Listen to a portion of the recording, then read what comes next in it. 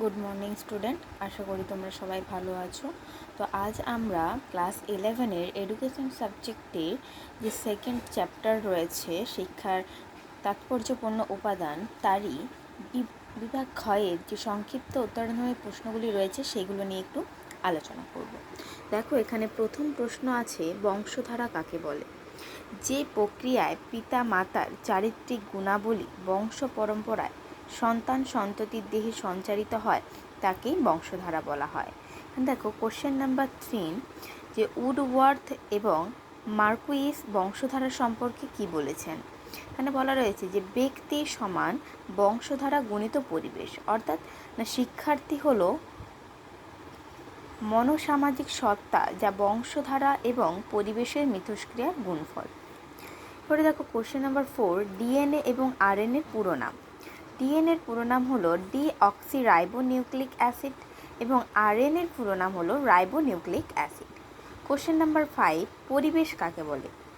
তোর হলো যে পরিবেশ হলো আমাদের চারপাশের সমস্ত উদ্দীপকের সমষ্টি যা আমাদের ওপর প্রতিক্রিয়া সৃষ্টি করে। কোশ্চেন নাম্বার 6, জিন কাকে বলে? বংশগতির এককই হলো জিন। জিনই হলো বংশগতির ধারক। প্রতিটি শিশুর তথা শিক্ষার্থীর শারীরিক, মানসিক, চারিত্রিক বৈশিষ্ট্য জিন দ্বারা নিয়ন্ত্রিত হয়। কোশ্চেন নাম্বার 7, যে সিসি পার্কের মতে পরিবেশ কী? পরিবেশ বলতে স্থান এবং কালের নির্দিষ্ট বিন্দুতে মানুষকে ঘিরে থাকা সকল অবস্থার যোগফলকেই বোঝানো হয়। কোশ্চেন নাম্বার 8, যে প্রাকৃতিক পরিবেশ বলতে কী বোঝো? প্রাকৃতিক পরিবেশ বলতে বোঝায় খাদ্য, পানীয়, জলবায়ু, গৃহ, বিদ্যালয় এবং স্থানীয় অঞ্চলের আবহাওয়া, প্রাকৃতিক, খনিজ ও বনজ সম্পদ ইত্যাদি। কোশ্চেন নাম্বার 9, যে মনুষ্য সৃষ্ট পরিবেশ কাকে বলে? মনুষ্য সৃষ্ট পরিবেশ হলো পিতা মাতা, পরিবারের সদস্য, বন্ধু, সহপাঠী, শিক্ষক, কমিউনিটি, সংগঠন, বিনোদনের উপকরণ, ধর্মীয় স্থান, ক্লাব ইত্যাদি। কোশ্চেন নাম্বার 10, যে আর্থসামাজিক পরিবেশ বলতে কী বোঝো?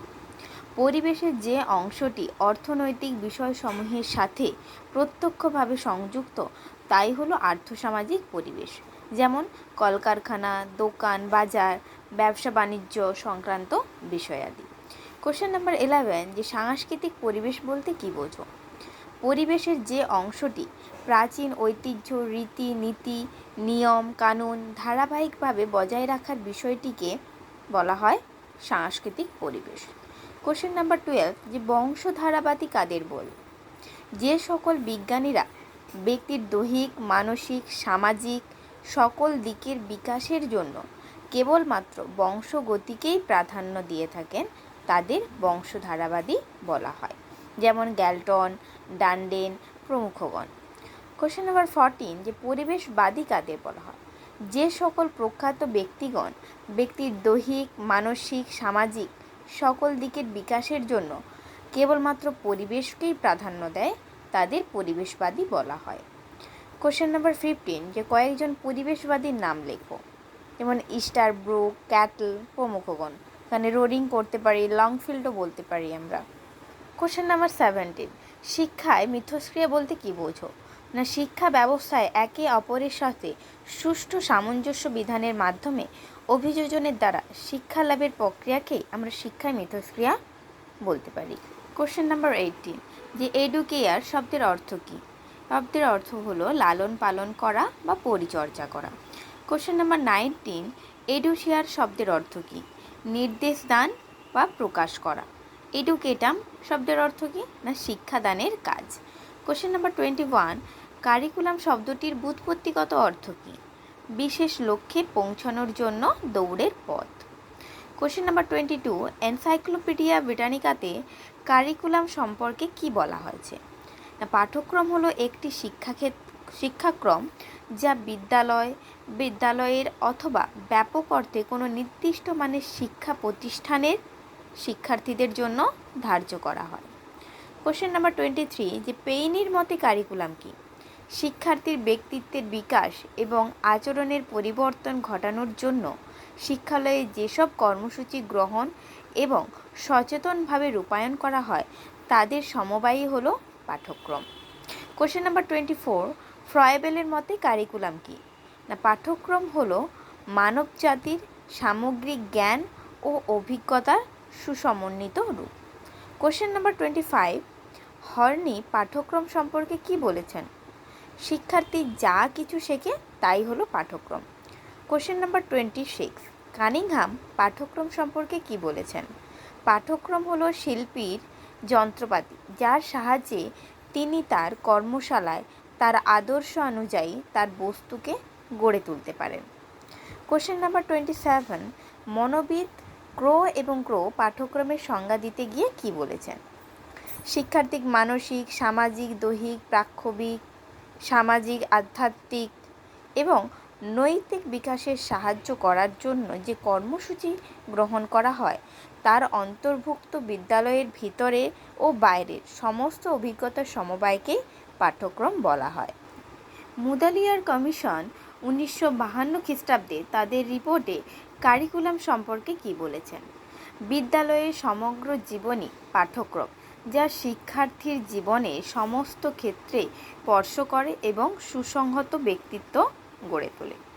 কোশ্চেন নাম্বার 29, ঊনবিংশ শতাব্দীর বর্ষপঞ্জি থেকে পাঠ্যক্রমের যে সংজ্ঞা পাওয়া যায় তা লেখো। পাঠ্যক্রম হলো সেই সব বিষয়বস্তু, কর্মসূচি এবং অভিজ্ঞতার সমষ্টি যা শিক্ষার্থীর বিদ্যালয় জীবনের সমস্তটা জুড়ে থাকে। কোশ্চেন নাম্বার 30, ব্রুবেচার পাঠ্যক্রম সম্পর্কে কি বলেছেন? পাঠ্যক্রম শিক্ষার লক্ষ্য নয়, লক্ষ্যে পৌঁছানোর পথ। Question number 31, Carter V good শিক্ষা সংক্রান্ত অভিধানে কারিকুলাম সম্পর্কে কি বলেছেন? পাঠ্যক্রম হলো কয়েকটি বিষয়ের এবং পরিকল্পিত অভিজ্ঞতার শৃঙ্খলাবদ্ধ সমষ্টি। কোশ্চেন নাম্বার 32, কেজি সাইয়েদিন পাঠ্যক্রম সম্পর্কে কি বলেছেন? পাঠ্যক্রম হলো প্রাথমিকভাবে একটি উপাদান যা শিশুকে তার বর্তমান এবং ভবিষ্যৎ পরিবেশের সঙ্গে অভিযোজিত হতে সহায়তা করে। কোশ্চেন নাম্বার 33, আধুনিককালের শিক্ষাবিদদের মতে কারিকুলাম কি? পাঠ্যক্রম হলো ব্যক্তি জীবনের সার্বিক বিকাশে সহায়ক সুনির্বাচিত অভিজ্ঞতা সমূহের যথার্থ সমন্বয় সাধন। কোশ্চেন নাম্বার 34, পাঠ্যক্রমের 3টি উপাদান কি কি? 1, শিক্ষার্থীর উদ্দেশ্য, 2, শিক্ষার্থীর চাহিদা, 3, সম্ভাব্য সুযোগ সুবিধা। কোশ্চেন নাম্বার 35, পাঠ্যক্রমের একটি প্রয়োজনীয়তা উল্লেখ করো। শিক্ষার্থীর সর্বাঙ্গীন বিকাশ সাধনে পাঠ্যক্রমে বিশেষভাবে সাহায্য করে। পাঠ্যক্রমের মাধ্যমে শিক্ষার্থী লক্ষ্যে পৌঁছানোর পথ নির্ধারণ করতে পারে। কোশ্চেন নাম্বার 36, আধুনিক পাঠ্যক্রম ও গতানুগতিক পাঠ্যক্রমের মধ্যে দুটি পার্থক্য উল্লেখ করো। আধুনিক পাঠ্যক্রম শিক্ষার্থীর সর্বাঙ্গীন বিকাশের দিকে নজর প্রদান করে থাকে। গতানুগতিক পাঠ্যক্রম শিক্ষার্থীর বৌদ্ধিক বিকাশের দিকে নজর প্রদান করে থাকে। 2, যে আধুনিক পাঠ্যক্রম পরিবর্তনশীল কিন্তু গতানুগতিক পাঠ্যক্রম অপরিবর্তনীয়। কোশ্চেন নাম্বার 37, সামাজিক বিকাশের পরিপূরক দুটি সহ পাঠ্যক্রমিক কার্যাবলী উল্লেখ করো। 1, রক্তদান শিবির, 2, বস্ত্র বিতরণ, 3, রাস্তাঘাট পরিষ্কার রাখা। কোশ্চেন নাম্বার 38, যে অবসর বিনোদনমূলক দুটি সহ পাঠ্যক্রমিক কার্যাবলী উল্লেখ করো।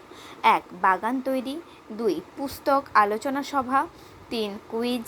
39, বহিঃপাঠ্যক্রম কার্যাবলী কাকে বলে? পঠন পাঠনের বিষয় ছাড়া অন্য বিষয়গুলি যেমন খেলাধুলা, নাচ, গান, অভিনয় ইত্যাদিকে পাঠ্যক্রমের বাইরের বিষয় হিসেবে বিবেচিত করা হয়, তাই এগুলিকে বহিঃপাঠ্যক্রমিক কার্যাবলী বলা হয়। কোশ্চেন নাম্বার 40, সহপাঠ্যক্রমিক কার্যাবলী শ্রেণীবিভাগ করো। 1, শারীরিক বিকাশে সহায়ক কার্যাবলী, মানসিক বিকাশে সহায়ক কার্যাবলী, সামাজিক বিকাশে সহায়ক কার্যাবলী, প্রাক্ষবিক বিকাশে সহায়ক কার্যাবলী। Question number 41, মনোবিদ H.N. রিভলিন সহপাঠ্যক্রমিক কার্যাবলীর যে সংজ্ঞা দিয়েছেন তা লেখো। যে সমস্ত কার্যাবলী শিক্ষার্থীর বৌদ্ধিক বিকাশের সঙ্গে সঙ্গে জীবন বিকাশের জন্য অন্য দিকগুলিকেও সমর্থক বা সার্থক করে তোলে তাদের বলা হয় সহপাঠ্যক্রমিক কার্যাবলী। কোশ্চেন নাম্বার 42, সহপাঠ্যক্রমিক কার্যাবলী বলতে কী বোঝো? শিক্ষার্থীর সর্বাঙ্গীন বিকাশের জন্য শ্রেণীকক্ষের পুঁথিগত বিদ্যা ছাড়াও অন্য যেসব কর্মসূচিতে শিক্ষার্থীরা অংশগ্রহণ করে সেইগুলি সহপাঠক্রমিক কার্যাবলী। কোশ্চেন 44, সহপাঠক্রমিক কার্যাবলীর দুটি উপযোগিতা উল্লেখ করো। 1. এটি শিক্ষার্থীর মধ্যে সহযোগিতা, সমবেদনা, ভ্রাতৃত্ববোধ গঠনে বিশেষ সাহায্য করে থাকে। 2. শৃঙ্খলা গঠনে, নিয়ম নীতি পালনে, আত্মবিশ্বাস গঠনেও বিশেষভাবে সাহায্য করে থাকে। কোশ্চেন নাম্বার 45, যে শিক্ষার্থীর শারীরিক বিকাশে সহপাঠক্রমিক কার্যাবলীর গুরুত্ব কী? 1. দৈহিক বিকাশ বৃদ্ধি পায়। 2. আত্মরক্ষার সক্ষমতা বৃদ্ধি পায়। 3. আত্মবিশ্বাস দলগতভাবে জাগরিত হয়। কোশ্চেন নাম্বার 46, শিক্ষার্থীর মানসিক বিকাশে সহপাঠক্রমিক কার্যাবলীর গুরুত্ব কী? 1. সমবেদনা তৈরি হয়, সৌভ্রাতৃত্ববোধ গঠিত হয়, সহমর্মিতার সৃষ্টি হয়, গণতান্ত্রিকতা বোধের বিকাশ হয়। কোশ্চেন নাম্বার 47, শিক্ষার্থীর সামাজিক বিকাশে সহপাঠক্রমিক কার্যাবলীর গুরুত্ব কী? 1. বন্যা ভূমিকম্পে ত্রাণ কার্য। 2. রক্তদান বস্ত্রদান প্রকল্প। 3. পরিবেশের সচেতনতামূলক নানা শুভ কর্মসূচিতে অংশগ্রহণের মাধ্যমে সুনাগরিকতাবোধ বিকাশ পায়। কোশ্চেন নাম্বার 48, যে সহযোগিতার মনোভাব গড়ে তোলায় সহপাঠক্রমিক কার্যাবলীর ভূমিকা কী? শিক্ষার্থীদের মধ্যে প্রতিযোগিতামূলক খেলাধুলার ব্যবস্থা করা, বস্ত্র বিতরণ, পুস্তক বিতরণ, রক্তদান শিবিরের মাধ্যমে তাদের মধ্যেকার সৌভ্রাতৃত্ববোধের বিকাশ ঘটাতেও বিশেষভাবে সাহায্য করে থাকে। কোশ্চেন নাম্বার 49, শিক্ষার্থীর আভ্যন্তরীণ চাহিদাভিত্তিক বিকাশের ক্ষেত্রে সহপাঠ্যক্রমিক কার্যাবলীর ভূমিকা কী? 1. নাচ গান অভিনয়ের মাধ্যমে শিক্ষার্থীদের মধ্যেকার যে শৈল্পিকতার বিকাশে সাহায্য করে। 2. পেপার কাটিং, বাগান তৈরি ইত্যাদি সৃজনাত্মক কাজের মাধ্যমে শিক্ষার্থীর মধ্যেকার সৃজনশীল চিন্তার বিকাশেও বিশেষ ভূমিকা পালন করে থাকে। আজ এই 49 পর্যন্ত কোশ্চেনই আলোচনা করলাম।